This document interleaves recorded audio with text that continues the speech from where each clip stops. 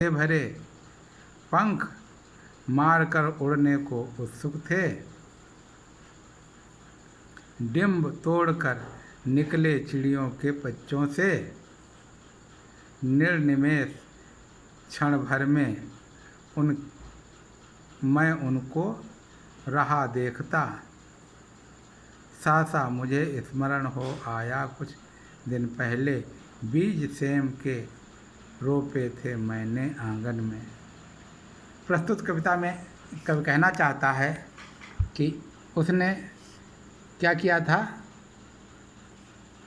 अपने आंगन में कुछ सेम के बीज गड़ा दिए थे, ज़मीन के अंदर गाड़ दिए थे। उसके बाद में बरसात ऋतु आई, पानी बरसा। पानी बरसने के साथ ही जानते हो, जब अनुकूल वातावरण होता है तो बीजों में से अंकुर फूट पड़ते हैं और अंकुरण होने पर वे धीरे धीरे बड़े होने लगते हैं। यही हुआ।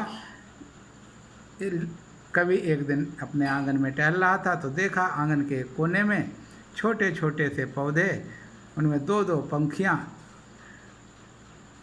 जैसे लगता है पंख फैला करके वो उड़ने के लिए तैयार हों, ऐसे दो पत्तियाँ उनकी निकली हुई थी। वो देख करके उसको लगा ये जैसे कि बरसात से बचने के लिए या धूप से बचने के लिए कोई व्यक्ति छाता लगाता है, ऐसे ही पौधों ने इन्होंने अपने ऊपर छाता तान रखा है।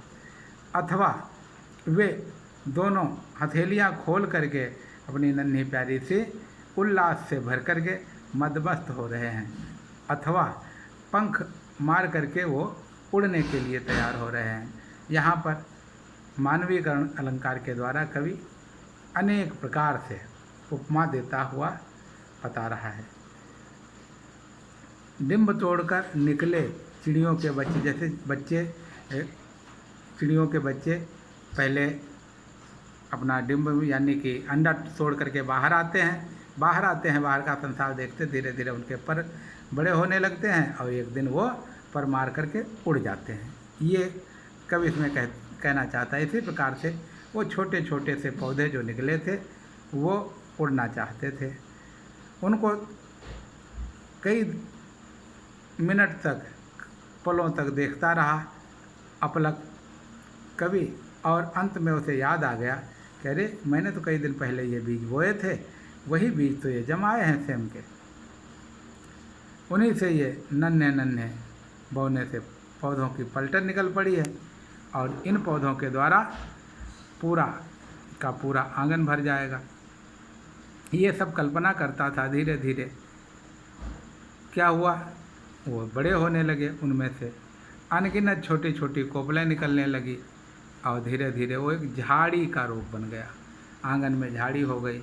अब उसकी शाखाएं, वहाँ पर जो उपकरण थे उनका सहारा, दीवार का सहारा लेकर के या छप्पर का सहारा लेकर के वो ऊपर चढ़ गई और छत के ऊपर छा गई जाकर के। देखो कवि क्या कहता है।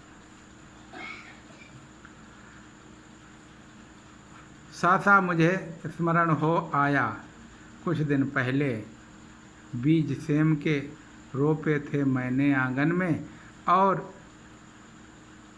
उन्हीं से बौने पौधे की यह पलटन मेरी आँखों के सन्मुख अब खड़ी गर्व से। नन्हे नाटे पैर पटक बढ़ती जाती है, तब से उसको रहा देखता धीरे धीरे। अनगिनती पातों से लद भर गई झाड़ियाँ, हरे भरे टंग गए कई मखमली चंदोए।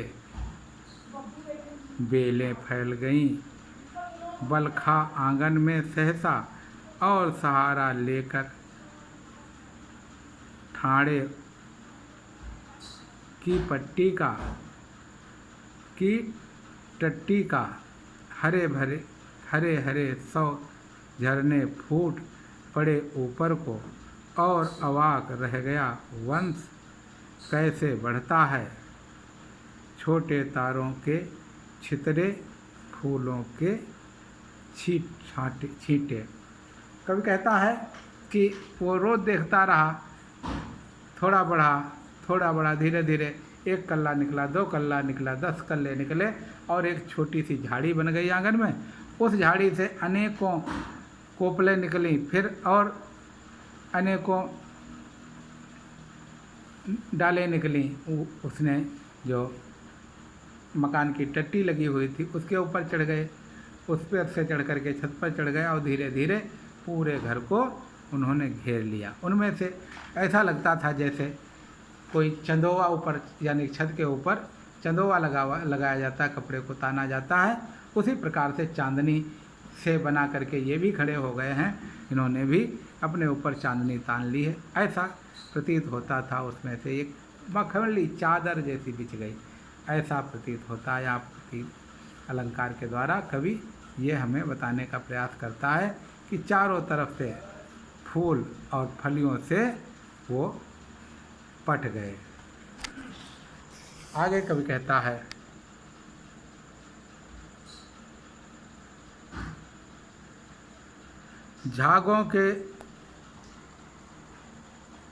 झागों से लिपटी लहरी श्यामल लहरों पर, झागों से लिपटी लहरी श्यामल लतरों पर सुंदर लगते थे मावस के हंसमुख नभ से, चोटी के मोती से आंचल के बूटों से। ऐसा लगता था कि जैसे समुद्र के ऊपर झाग फैल जाती है, ऐसे उसमें निकले हुए सुंदर सफ़ेद सफ़ेद रंग के, पीले रंग के फूल बहुत अच्छे लगते थे। ऐसा लगता था जैसे काले रात में सुंदर आकाश में मोती चमक रहे हों, ऐसा अनुभव हो रहा था। अमावस्या की रात में आकाश में मोती चमक रहे हों। चोटी के मोती से आंचल के बूटों से, मालूम पड़ता था जैसे रात रानी के आंचल में तमाम सारे चोटी, जैसे चोटी रात्र सुंदरी ने गुथी हो, उसमें मोती लटक रहे हों, अथवा उसके आंचल में लगे हुए मोती बूटे जैसे जो आकार में हैं, यानी कि एक पुष्प के पौधे के आकार में हैं, ये दिखाई पड़ते हैं। ओह समय पर उनमें कितनी फलियां टूटी, कितनी सारी फलियां, कितनी सारी फलियां। वो कहता है अरे समय आने पर उसमें 1 फूल आया, 10 फूल आए, बहुत सारे फूल आए, फिर फूलों से फलियां बनी और असंख्य फलियां बन गई। कितनी फलियां तोड़ी गईं, खाई गईं और कितनी फलियां आती रहीं। ये असंख्य फलियों का कोई लेखा जोखा नहीं रखा जा सका, कितनी आती रहीं और कितनी खाई जाती रहीं। नहीं समझ पाया था मैं उसके महत्व को, बचपन में छे स्वार्थ लोभवश मैंने बोकर। कवि कहता है कि बचपन में जो हमने पैसे बोए थे, पैसे बो कर के स्वार्थ लोभ के वश में हमें समझ ही नहीं पाए थे कि धरती हमें क्या क्या दे सकती है, कितना दे सकती है। ये हम स्वार्थी तुच्छ स्वार्थ में पढ़ करके हमने पैसे बोए थे, हमें नहीं पता था कि हम प्रकृति की चीज़ बोएंगे या नहीं। पैसे न बो करके अगर हम पौधे के लिए बीज बोते तो ये होता, और वही हुआ।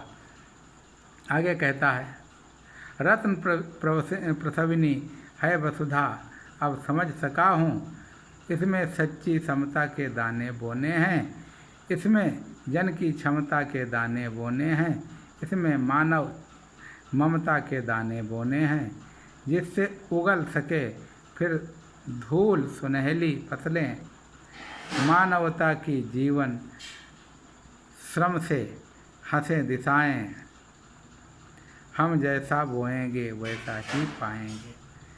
कभी कहता है कि ये धरती माता रत्न प्रसविनी है, यानी कि रत्नों को देने वाली है। इसमें से जो हम बोते हैं, जैसे पौधे होते हैं वैसे पौधों का हमें फल मिलता है, वैसे पौधे हमें मिलते हैं, और उन पौधों से मिलने वाले भोज्य पदार्थों का हम सेवन करते, उनसे मिलने वाले लाभ को हम ग्रहण करते हैं। ये धरती वसुंधरा है, वसुधा है, इससे अनेक प्रकार के रत्न हमें प्राप्त होते हैं। इन रत्नों को प्राप्त करके हम सब कुछ प्राप्त कर सकते हैं, लेकिन धरती समता का रूप है।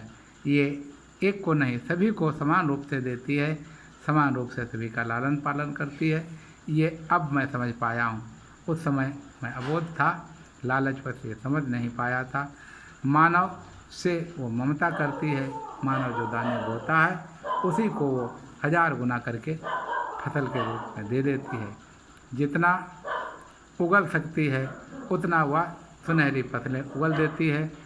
हम तमाम सारी फसलें बोते हैं, उससे मिलने वाले लाभ को लेते हैं, लेकिन पृथ्वी कभी मना नहीं करती है। इसलिए इस धरती पर हमें समानता, मानवता के दाने बोने चाहिए, जिससे पूरी प्रकृति को, पूरे समाज को लाभ मिल सके, पूरा समाज आनंदित हो सके और इस धरती की समता का लाभ उठा सके।